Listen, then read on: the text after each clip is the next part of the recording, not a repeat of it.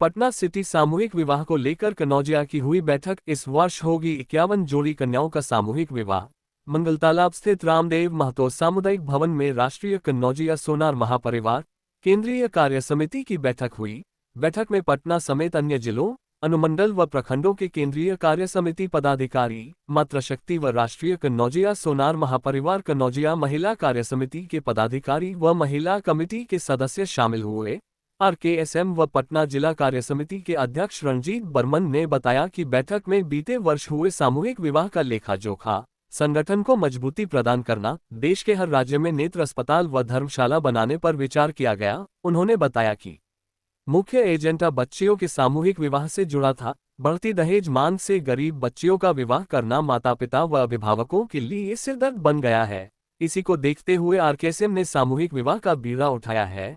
इसमें किसी प्रकार का चंदा नहीं लिया जाता है, स्वेच्छा से लोग सहयोग कर सकते हैं। इसी उद्देश्य से बीते वर्ष इसी स्थान पर 11 जोड़ी कन्याओं का सामूहिक विवाह कराया गया था।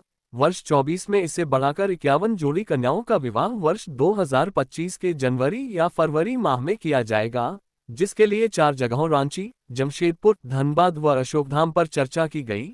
बाद में इनमें से किसी एक स्थान का चयन किया जाएगा। साथ ही इस बार स्वजातीय के अलावा कुछ दूसरी जाति के भी गरीब कन्याओं को शामिल करने का विचार चल रहा है। बैठक में राष्ट्रीय अध्यक्ष अजय बर्मन, राष्ट्रीय चेयरमैन दिनेश पोद्दार, राष्ट्रीय सचिव सह पटना जिलाध्यक्ष धर्मेंद्र कुमार, जयप्रकाश वर्मा, अशोक वर्मा, शिवशंकर वर्मा ने भी विचार रखे। आज पटना सिटी में एक कार्य समिति की बैठक हुई। आरकेएसएम राष्ट्रीय कन्नौजिया सोनार महापरिवार का विगत 2022 में इसी स्थान पर 11 बच्चियों का सामूहिक विवाह के रूप में शादी विवाह हुआ था। और ये हमारा शादी विवाह प्रत्येक वर्ष हर एक प्रदेश में अलग अलग किया जाता है और एक दहेज विहीन होता है, दहेज रहित होता है। इसमें किसी भी व्यक्ति से 1 रुपया चंदा के रूप में नहीं लिया जाता है। अगर किसी को स्वेच्छा से कुछ सहयोग करना हो तो स्वेच्छा से सहयोग करें और लड़के लड़की वर वधू को दें।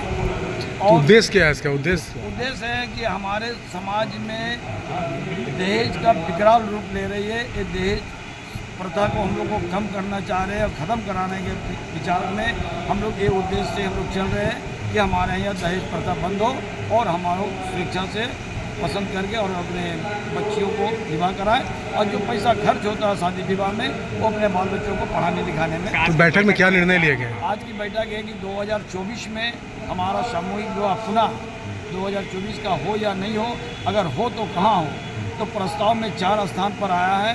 पहला रांची के झारखंड के रांची में, दूसरा झारखंड के ही जमशेदपुर में, तीसरा झारखंड के ही धनबाद में और चौथा बिहार के हमारे अशोकधाम में।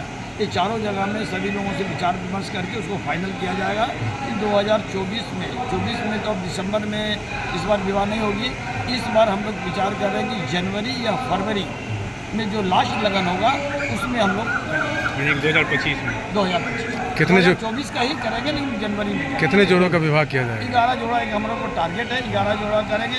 इस बार हम लोग एक और विचार कर रहे हैं कि कुछ अदर जातियों का भी असहाय जो वर वधू होंगे, असमर्थ, गरीब नहीं बोलेंगे, असमर्थ होंगे, उनका भी हम लोग इसमें शामिल करने का विचार कर रहे हैं। अपना नाम बताइए परिचय। मेरा नाम रंजीत कुमार बर्मन, मैं राष्ट्रीय कन्नौजिया सोनार महापरिवार आरकेएसएम के प्रमुख रंजीत कुमार बर्मन।